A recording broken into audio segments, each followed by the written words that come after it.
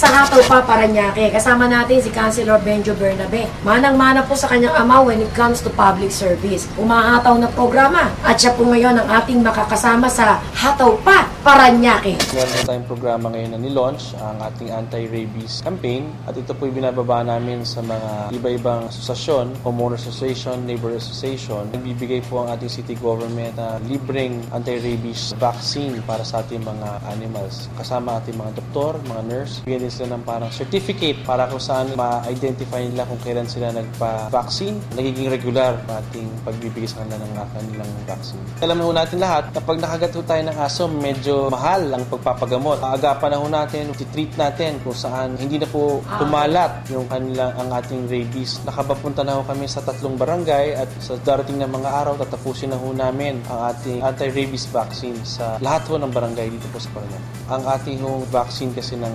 anti-rabies ay para sa mga aso lang. Sa ating mga patients, meron po itong ino-offer sa ating mga private clinics.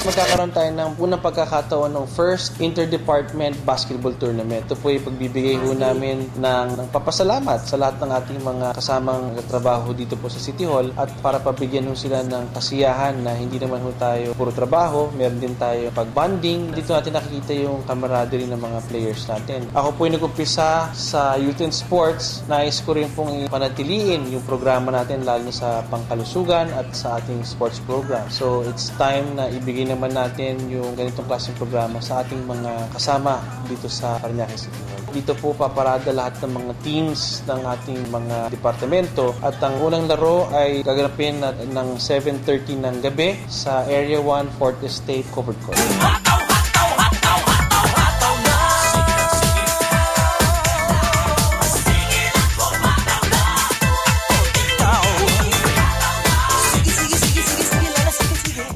Magkakaroon tayo ng launching na Parañaque ko, Love ko, Linis ko. Ito po isang programa kung saan ang ating beautification na bibigyan natin ng pansin, ang ating pong cleanliness, yung pagbibigay natin ng assistance sa mga barangay, ang kanilang makagamitan upang panatiliin ng kalinisan sa kanilang mga lugar. Ito po isang proyekto ng ating spouses ng ating Metro Manila mayors. Dito po sa ating lungsod, ito po yung pangungunahan ni Mayora Girly Bernabe. Ito po ay kanyang advokasya. Isang perfect example ay lahat po ng ating spouses o asawa ng ating Metro Manila mayors ay involved sa proyekto nito. Tutulungan po sila. Ito po ay launch sa ating Parañaque City Hall dito sa Taxpayers Lounge. Invited po yung mga Metro Manila wives. Ito po kanilang asosasyon ay bibisita. Just the same na ang aking pong ina pagka nag-opening ho dun sa ibang syudad ay nakakasama din po nila. Maganda ang ating mga coordination ngayon sa ating mga national agencies. Lately, nagkaroon ho ang ating San Dionisio Credit Cooperative as part of their 50th anniversary ang kanilang coastal cleanup.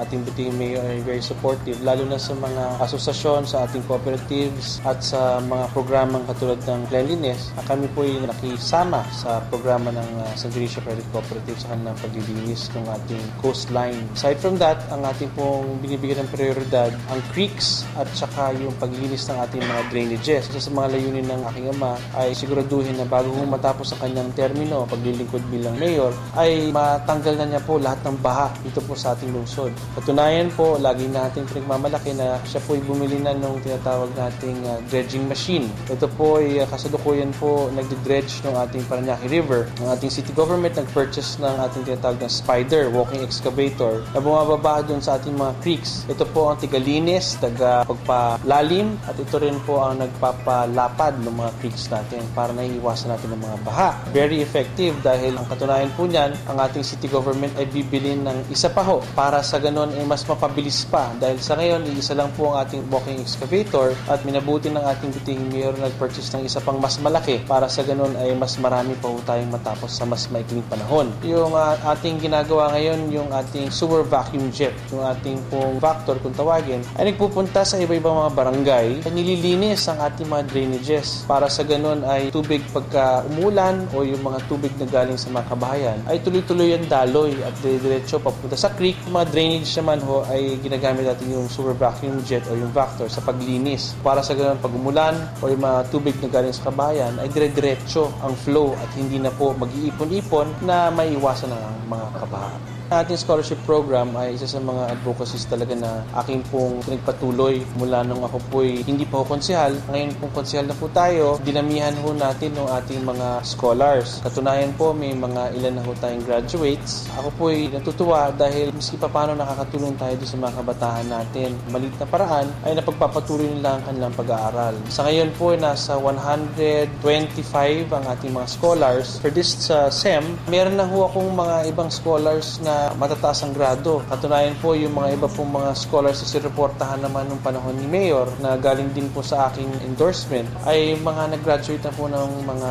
cum laude at summa cum laude. Ito po isang fulfillment. Ito actually ay isang team. Ang tawag po namin dito is BBQRT, Quick Response Team, kung saan ay nagtatagho tayo ng central team para sa lungsod ng Parañaque na nag-undergo ng training sa Red Cross. Sila po yung nag-undergo training ng ating Parañaque Elite Rescue Unit. Nagagamit na ho natin sa pagresponde pagka meron tayong mga kalamidad tulad ng mga baha, sunog o aksidente na kung saan ang unang responder natin ang makarating sa site, siyang makakatulong. Nag-expand na ho kami dahil sa malaki at maganda po yung programa natin. Nag-expand na ho tayo sa iba-ibang barangay para sa ganun mas mapabilis ang responde ng ating mga quick response team. Sa kasalukuyan ay nagbubuo kami ng per barangay para sa ganun ay mas on-site makatulong yung mga rescuers natin. Sa aking mga kababayan sa lungsod ng Parañaque, ako po ay nagpapasalamat sa tuloy-tuloy niyo pong suporta sa ating lungsod. Dito po sa lungsod ng Parañaque, tuloy-tuloy ang Hataw Parañaque. Hataw Parañaque!